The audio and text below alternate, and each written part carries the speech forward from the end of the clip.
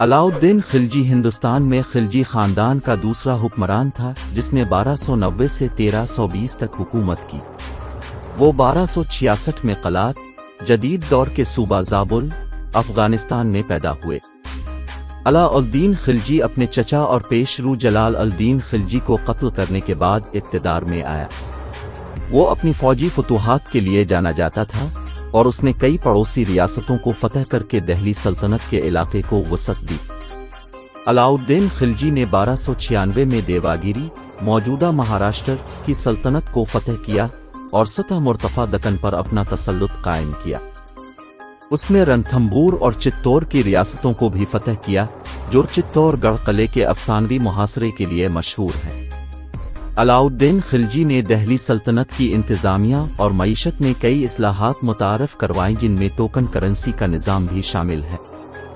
انہوں نے قیمتوں کو کنٹرول کرنے اور اشیاء کی ذخیرہ اندوزی کو روکنے کے لیے مارکیٹ ریگولیشن کا نظام بھی نافذ کیا۔ علاؤالدین خلجی اپنے ظلم اور استبداد کے لیے جانا جاتا تھا اور اسے ہندوستانی تاریخ کے سب سے ظالم حکمرانوں میں سے ایک سمجھا جاتا ہے۔ کہا جاتا ہے کہ اس نے ہزاروں جنگی قیدیوں کو پھانسی دینے کا حکم دیا تھا اور وہ اپنی رعایا کے ساتھ سخت سلوک کے لیے جانا جاتا تھا۔ اپنے ظلم کے باوجود علاؤالدین خلجی کو ہندوستانی تاریخ کے سب سے مؤثر منتظمین میں سے ایک سمجھا جاتا ہے۔ اس نے دہلی میں کئی یادگاریں اور تعمیرات تعمیر کیں جن میں علائی دروازہ بھی شامل ہے جسے ہندا سلام فن تعمیر کی اہم ترین مثالوں میں سے ایک سمجھا جاتا ہے۔ علاؤالدین خلجی کو فن اور فن تعمیر سے اپنی محبت کے لیے بھی جانا جاتا تھا اور کہا جاتا ہے کہ انہوں نے کئی فنکاروں اور موسیقاروں کی سرپرستی کی۔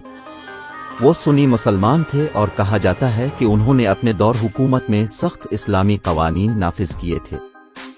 علاؤالدین خلجی کا انتقال 1316 میں 50 سال کی عمر میں ہوا۔ اس کے بعد اس کے بیٹے قطب الدین مبارک شاہ نے اقتدار سنبھالا جس نے اگلے حکمران محمد بن تغلق کے ہاتھوں معزول اور قتل ہونے سے پہلے ایک مختصر مدت تک حکومت کی۔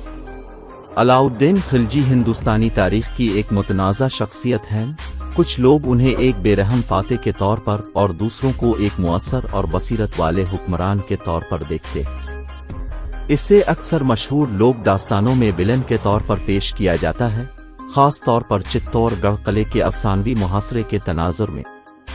علاؤالدین خلجی کو کئی ہندوستانی فلموں میں دکھایا گیا ہے بشمول پدموت، جہاں انہیں بنیادی مخالف کے طور پر پیش کیا گیا ہے۔